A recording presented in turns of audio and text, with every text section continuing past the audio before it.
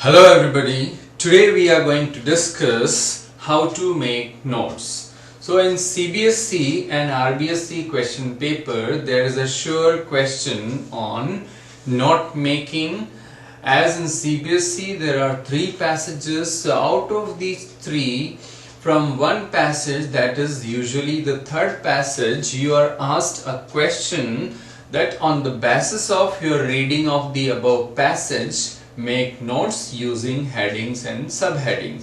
Same way in rbse question paper as well, you get a question on note making. Now before knowing how to make notes, we must know that what is note making and what is the purpose of note making. So the purpose of note making is simply you are given a passage, and after reading and comprehending and understanding that passage, you make short points, you make short notes. Now the purpose of note making is to revise any passage or anything, as here in the context of your examination it is always a passage. So that the purpose is so that you are able, you make notes so that you are able to revise anything in a short time, in a precise manner, without losing any important detail or information. So this is the main purpose of note making. Now there are certain things that you must remember while making notes. So this the question on note making will be of 5 marks. Now there are certain things, certain points which are quite important for making notes. See, first one, use short phrases. That means for note making you don't use full sentences, you don't use long winding sentences, that should be avoided. So that is our second point, avoid long sentences. So if you write long sentences, you won't get marks for that, right? You must remember. Third, avoid articles, prepositions and conjunctions as far as the meaning remains clear. That is, usually while writing a sentence you use articles, you use prepositions, you use conjunctions to join and make long sentences, but here we don't need, or say we must avoid these kinds of things, but not at the cost of meaning. You should not distort the meaning of of the sentence, that it shouldn't be like what you want to convey is not expressed through that phrase what you write. So you shouldn't distort the meaning. If only the meaning remains clear, you should avoid articles and prepositions and conjunctions, otherwise you should use. And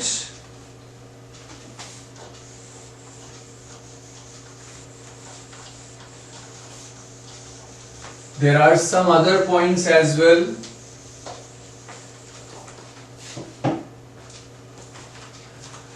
Use abbreviations.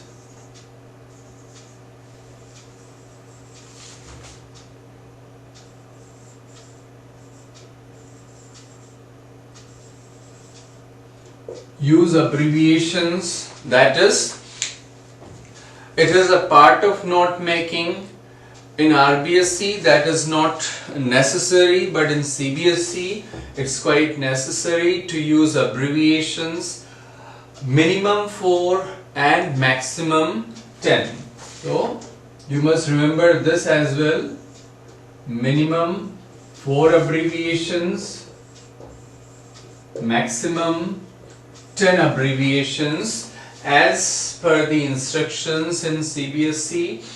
Now what is this abbreviation and how to use it? For example, the word color. So you write it as CLR, and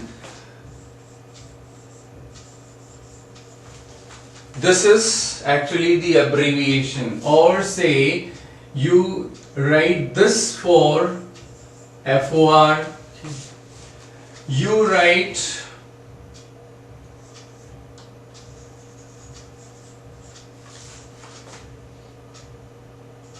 conservation in this way using "and" in the superscript. So this is how we abbreviate. Now it's not that we are to follow only, or we are to use only set abbreviations. You can make abbreviations of your own, but the important thing is that those abbreviations are explained at the end of your notes. That is important, because for that you are given 1 mark. Right? Now I'll explain you more about this after discussing certain more points. Now see, then it is mind, indentation,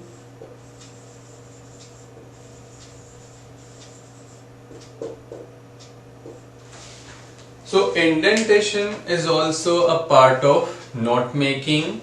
That means, suppose you have written the first heading here in the margin line. So whatever is the heading, you have written that heading here.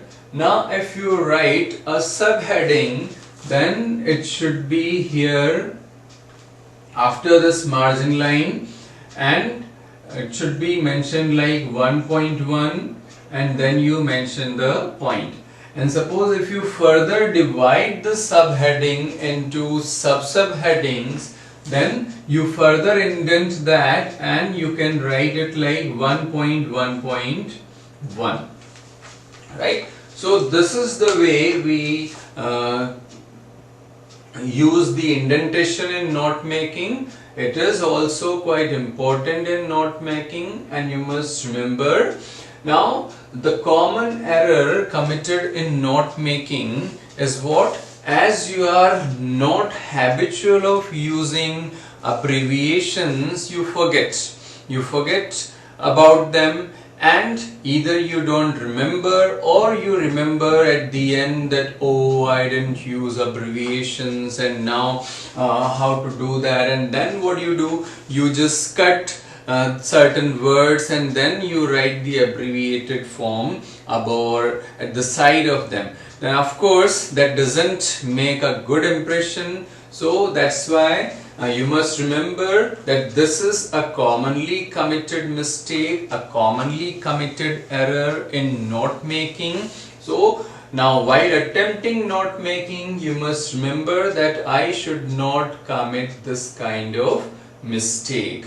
I think it's clear. Now let's take an example and discuss just certain points, that how we write the heading and subheading and sub-subheading. Let's see.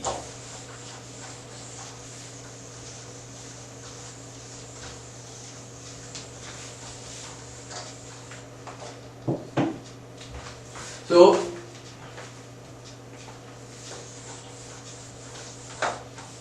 now suppose you are given a passage, and that passage is about soil conservation. So you give it a title at the beginning, soil conservation,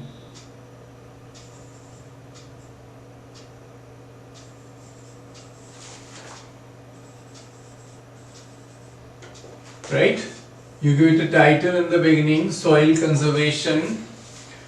Now there are two different patterns. In rbse you are asked to give title in the summary, whereas in cbse you are asked to give title for notes. So if you are attempting that cbse paper, then you write the title at the top of the notes, then you don't have to repeat the title in summary. You don't have to give a title at all in summary, right? So you gave this title, soil conservation. Now this is your margin line. You write your first heading here. Now suppose the first heading is say methods, and then you write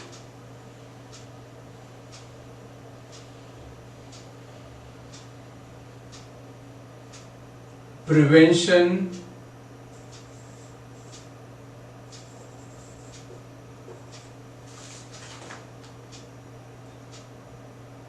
of soil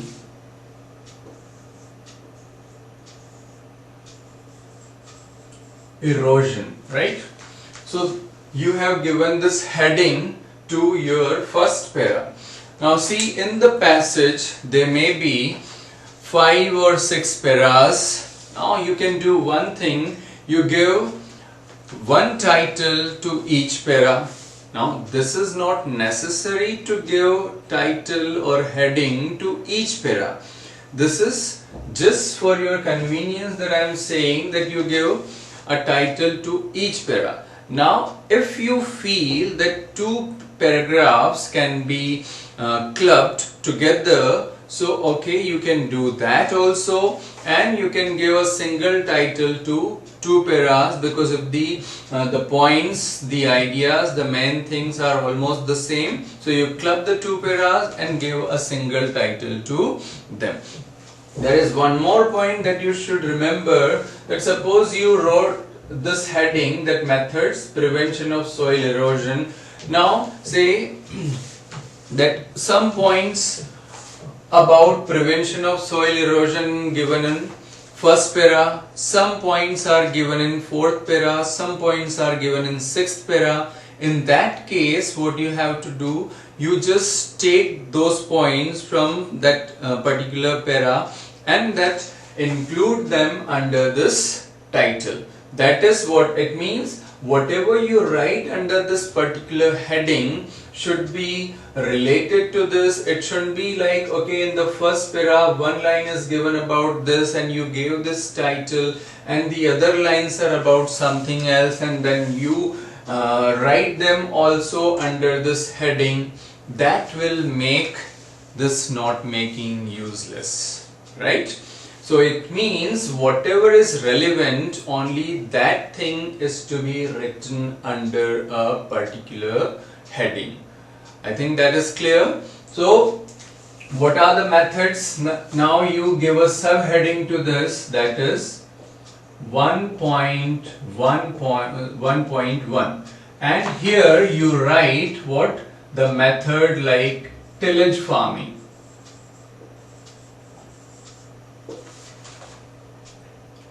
or say minimum tillage farming, because that is one of the methods. So you write minimum tillage. That is the heading, minimum tillage. Now what you will do, you will explain this minimum tillage as well. So for that you will give a subheading, that is 1.1.1, and under this subheading you will write what you do in minimum tillage. Say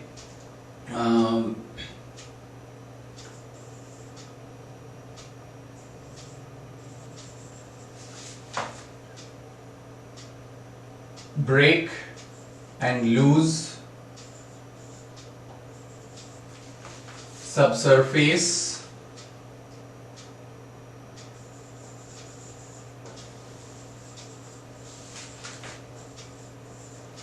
comma.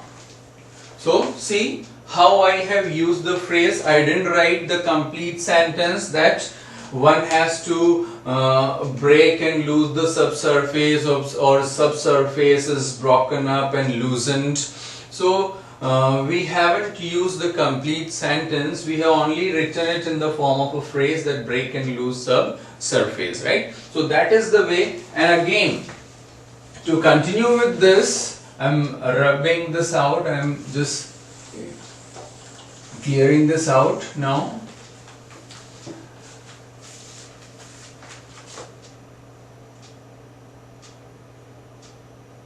Topsoil,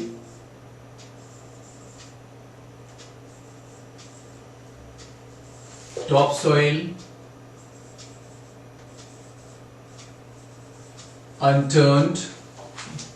So the topsoil is not turned, or without disturbing or turning the topsoil, we break and lose the subsurface. This should have been the complete sentence. Now see how I have broken that complete sentence and used only the phrases here. So this is the way we write or we make notes, breaking full sentences into phrases, using only particular and important words, avoiding prepositions, conjunctions and articles, okay, such kind of things. So this is the way. And as you have seen that how I have used certain abbreviations here, so you have to explain these abbreviations at the end of notes. So as I said, if there are 5 paras, so you are giving 5 headings to them, then you are dividing them into subheadings or sub-subheadings. Now in place of 1.1 and this, you can also use A, B, C. That can also be used, and that is also right. Now at the end, as I said,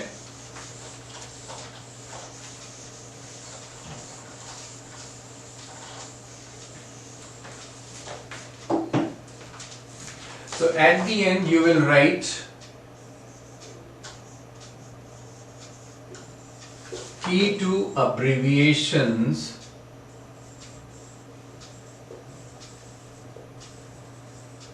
This heading must be given, and after this you can make a box, and in that box you can explain those abbreviations which have been used in your note making, and for this you will be given 1 mark. Say we wrote conservation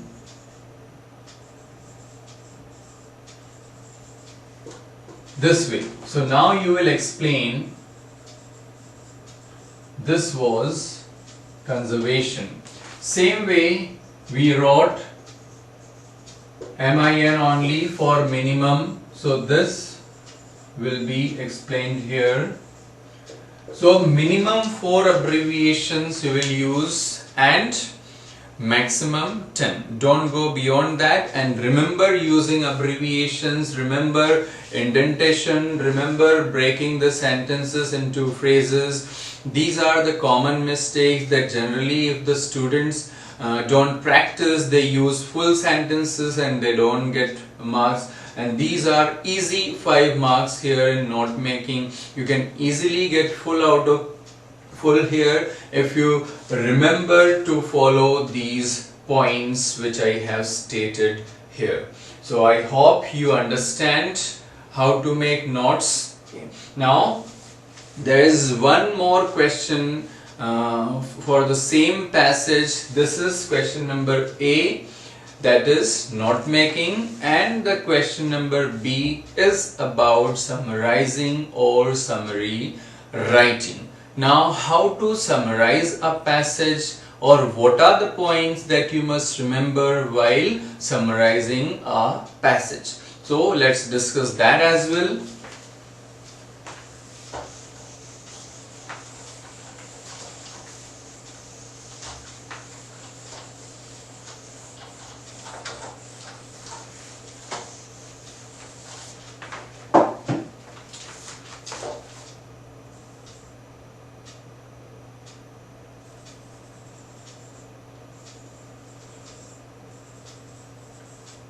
Summarizing or summary writing.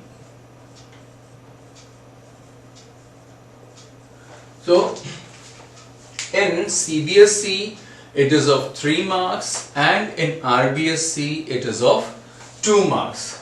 Now, how to write a summary? So, do one thing,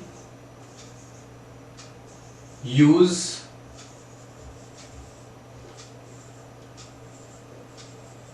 important phrases. Second, avoid examples, quotations, and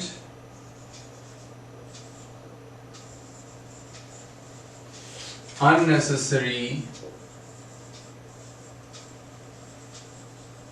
elaboration.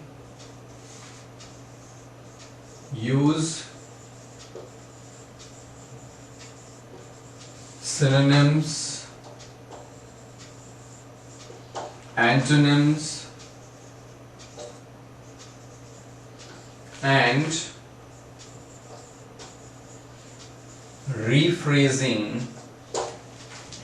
Now, the first point is use important phrases. So whatever important phrases have been given in the passage, that must be included in your summary. The important points must be included in your summary.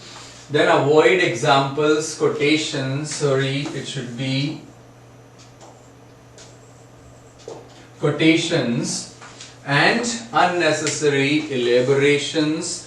So, if any example is given, outrightly avoid that. If any quotation is given, don't use that. And unnecessary elaboration, here you have to pay a bit attention, because generally if you haven't read the passage carefully, if you are not in the habit of finding out the unnecessary elaboration or unable to read between lines, in that case what happens, you use the unnecessary things even in your summary. For example, if the passage is something related to importance of time, and it is given like time is precious, time is quite important, time and tide waits for none, investment of time is more important than investment of money, time once gone never returns. So you must utilize and use every minute, every second, that should be put to a proper use. Now these things explain only one point, and that is time is quite precious. So it means you must avoid all these things and write only one point here, that time is quite precious. So that is what we say, avoiding unnecessary elaboration. Moreover, sometimes examples are given or directly associated in the passages without using e.g. or for example, which we generally think denote examples. But sometimes without e.g. or for example also, examples can be associated directly into the passage and sentences. Now let's see how. For example, if the passage is somewhat related to say environment or something related to forest, in that case, or in such a passage, if something is given about, say, a person named Sundarlal Bahuguna led a movement called Chipko movement. In that movement, people from all the surrounding and neighboring villages came forward, participated. They threw their arms around the trees to check the illegal felling and cutting of trees. So this is clearly an example here, and this must be avoided. But you will understand this only if you read the passage carefully. So this is what we have to do. Read the passage carefully and find out such kind of unnecessary elaborations and avoid them in your summary. Next is use synonyms, antonyms and rephrasing.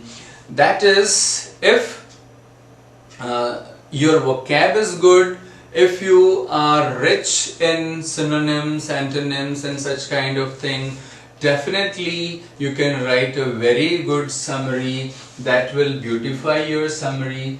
And rephrasing, that you must know, and we can say this comes naturally to anybody who writes or who tries writing. So what is this rephrasing exactly? That to write a sentence in some other form, and here in case of summary that should be a short one especially. For example, if I say that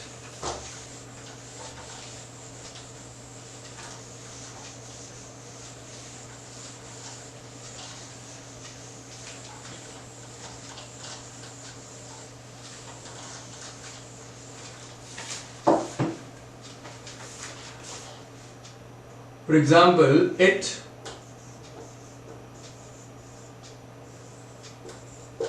doesn't matter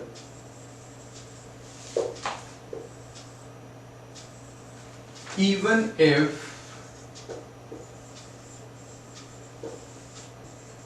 you fail. It doesn't matter even if you fail. Now I can shorten this sentence in this way. What if you fail? So this is called rephrasing. So I said this comes naturally to you. If you practice, if you write, automatically the ideas will be there how to shorten a sentence, and that is what you have to do so that you can incorporate all the important lines and points in your summary, and that won't say extend a lot. Okay, it will be in the proper word limit by using this kind of methods, by using rephrasing. Now the last, or say the most important point in summary is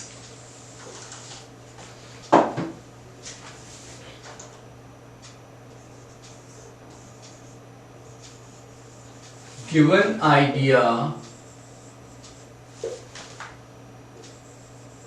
but on style. That means examiner has nothing to do with what you think, what is your opinion, what do you suggest. Okay. It doesn't matter at all.